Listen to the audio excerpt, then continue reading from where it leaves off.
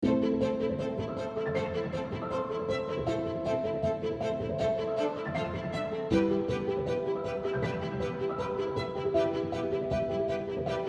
story of DM&C starts in 1999. Now, I was in my 20s then, and I wanted to help people. I didn't really know how, but I knew I had the skills to do it. One day I was at a grocery store in Mississauga. It was a Caribbean food store named JoJo's, and I was talking to the owner, and he let me know that he wanted to expand into a bigger store in the area. So I said to him, you know what? I think I can help you do that. I think if you're going to expand, you should get the councilors to come from City of Mississauga. You should get the council generals to come. We can make it a community event. And he goes, you know what? I think you've got the stuff to make it happen. And so that was client number one. I did that with a good friend of mine named Michelle, and her and I worked tirelessly to make that happen.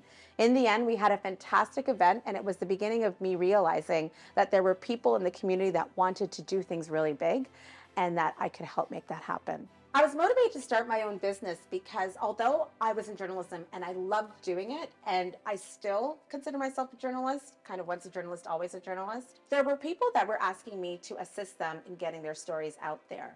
There were people in the community who were looking to take their idea or take their product or take their event and make it bigger. And I knew that I had the skills to do that, whether it was by intuition or just by instinct, or because of the real hard skills that I learned in my schooling and through my experiences at Canadian Press, CBC, and other places, that I would be able to help them understand what it took to get their event out there. So once that happened a few more times, I'm like, you know what, maybe it's time to umbrella this into a business that can not only help the community, but I can also bring in people to learn these skills too. Although we've worked with many clients over the years, from a variety of sizes, whether it be a sole practitioner or a large international organization, when I think of one client that really turned the tide for us, I can actually think of two. I would suggest the Afrocentric School being one, and working with the Ontario Council of Agencies Serving Immigrants, OCASI, as another. Now, with the Afrocentric School, it was a very contentious time. It was 2007-8.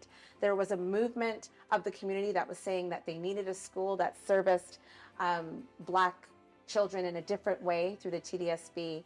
And it was a very difficult, challenging topic that required the kind of, I think, touch that we could bring, which was an organization that not only understood education and understood large institutions and how they worked, but also understood the community and some of the nuances that are necessary to help drive messaging from one to another and both to have them talk to each other. So we were brought in to support the execution and just the opening of the Afrocentric School. And we were really proud to do that. In the end, the school still continues. We were there as a communications team to support the TDSB in driving it. And we're really proud to see that it's still happening. If I were to bring another example of an organization that has really turned the tide for us, I would think about OCASI, the Ontario Council of Agencies Serving Immigrants. I think for me as the lead, because I had worked not only in Toronto but in Windsor for part of my career, I had a bit of a provincial scope of how things worked, not just in one city, but in medium-sized cities and even smaller cities. So we were proud to have OCASI ask us to lead an initiative that allowed us to work around the province and do launches for a graphic novel that talked about sexual assault for immigrant women. And that got coverage right across the province, and it rightly should have, because it's a very important issue. We were really pleased to support the issue as a team and get the news out there. And I think why that turned the tide for us was because it was one of our bigger initiatives that had a provincial reach.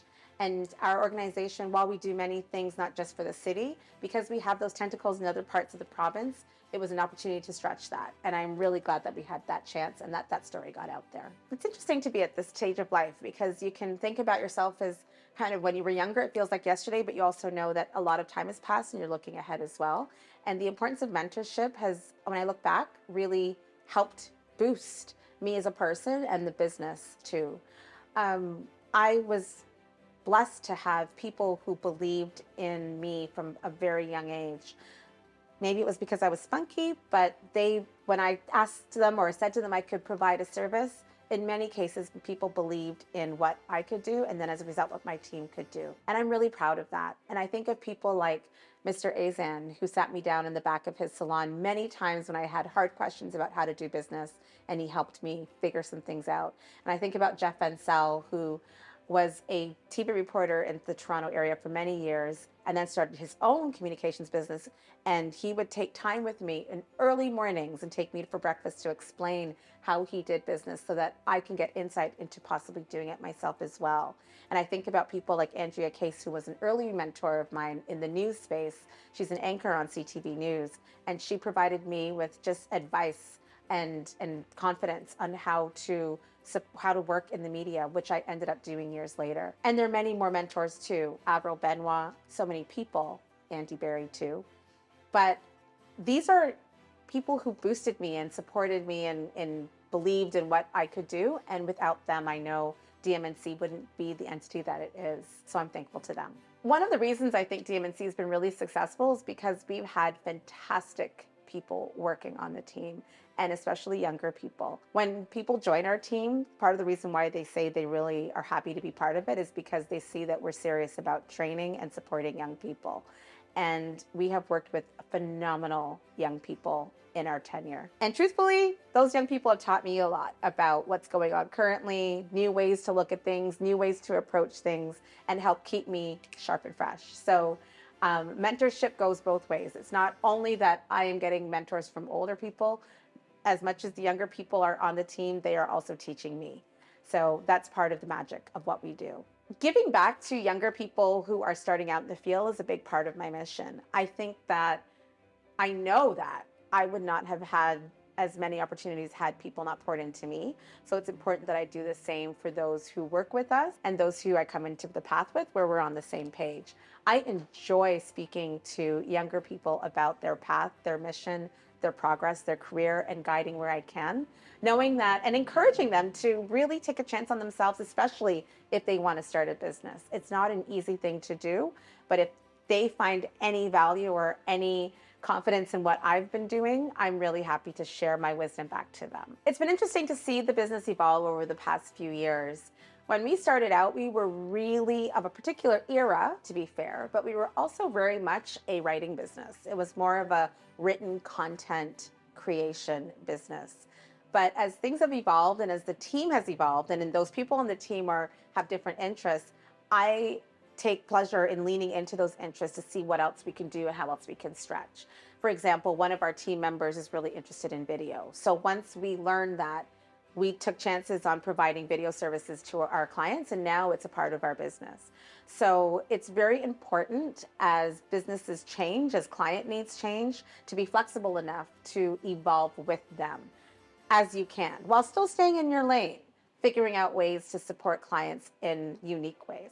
Originally, this business was called DAYO Media, and that was because I was interested in media and interested in journalism, and I really thought that was the direction of things. But somewhere in the mid-2000s, I realized, and we all know, that there's a connection between journalists and communications, and a lot of people want to feel that these are two separate sides of coin, but they're actually the same coin. And as content was starting to evolve more digitally, I added communications to the title, and I'm really glad that I did. I think that this is where businesses are going. Perhaps it was a precursor to that these skills are skills that can be used in both directions. DAYO Media became DAYO Media and Communications, and who knows where it will go after that. But for now, I'm really glad that people understand that there is a blended life between journalism and communication. When I think about my 25-year-old self, I remember being eager and willing to reach out to anyone and everyone, whether it was Master T,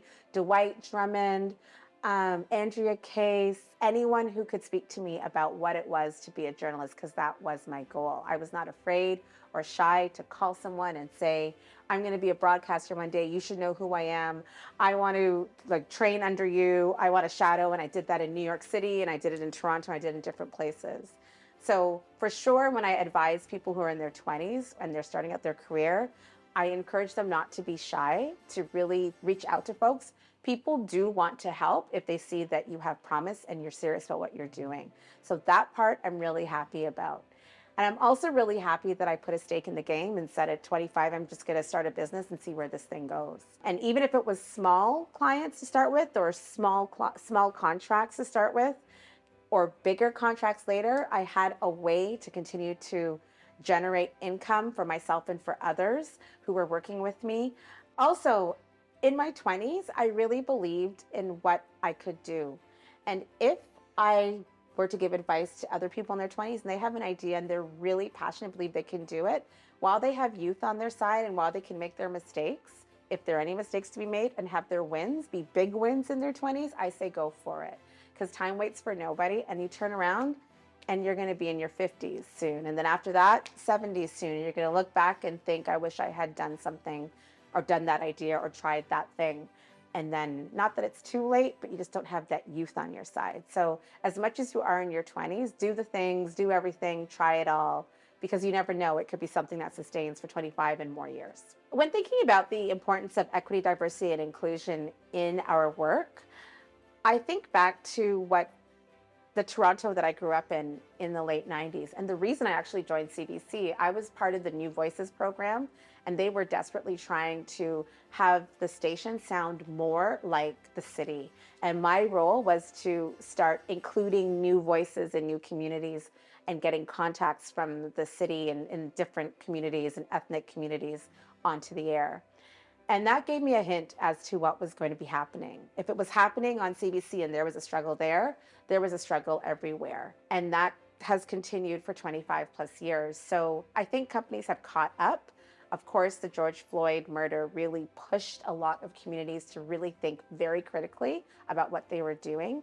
And often the experts in the field aren't necessarily looking like me and others, but sometimes they are. And if we can provide that lived experience to help inform some of the decisions that are being made to be more inclusive, that is an advantage that we bring to the table, because a lot of companies and clients are needing to make that change. And we can help provide them the necessary insight, both from a media standpoint and a communication standpoint, about why it's so important. A question was posed to me about how I've evolved and how EDI as a concept has evolved in the past 25 or so years. And it's an interesting question. When I think back to the clients that we would have had, or the way in which I might have thought about equity, diversity, inclusion, or the way it was taught to me in the 90s, back in the day, it was about trying to get noticed by the mainstream. That's what a lot of our clients were looking for. They were just trying to push beyond their community into broader audiences, to try to get the mainstream to see them.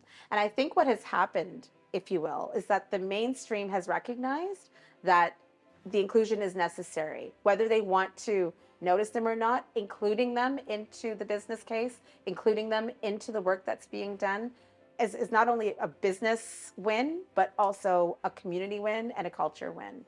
And so before, people were just trying to get noticed. Now people are understanding the importance of inclusion. And in some cases, the good businesses that we work with are really trying to make it happen by being intentional with their policies, their language, their media approaches, their marketing approaches, and their communications goals. So when I think about how things have changed in 25 years, and I think about how things have matured and evolved, and it's really exciting. I remember there was a time when my clients would come tentatively, hoping to get their voice out there, hoping to get their name out there. Can you write a press release? Is it possible that you can send it out to this? Because at the time, media being what it was, there were a lot more gates to go through, and I happen to know the key to the gate. Now, with less gates and people doing their own thing, there's still often a need for some support, some advice, especially as projects get bigger and people need help.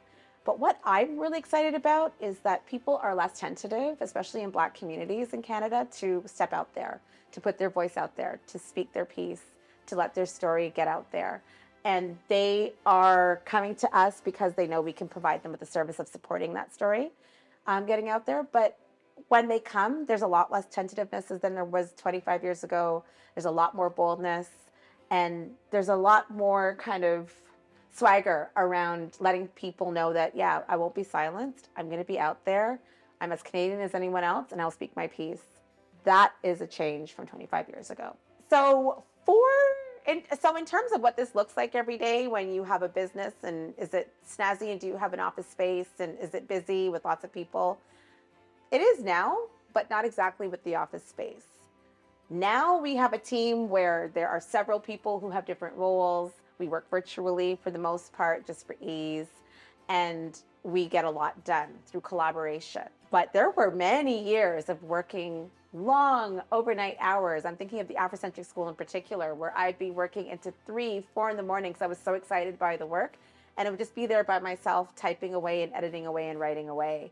And many times too, I might have 1 or 2 people, whether it be the young people who I'd met in my master's journey when I was working on my master's degree, or people who are just interested in the field, young people, mentees who wanted to learn from me that I would bring into my house to work with me. For anyone who wants to do this, know that there will be many long hours by yourself sometimes, but they could often be the most rewarding in the end, because once you put in the work, everything blossoms.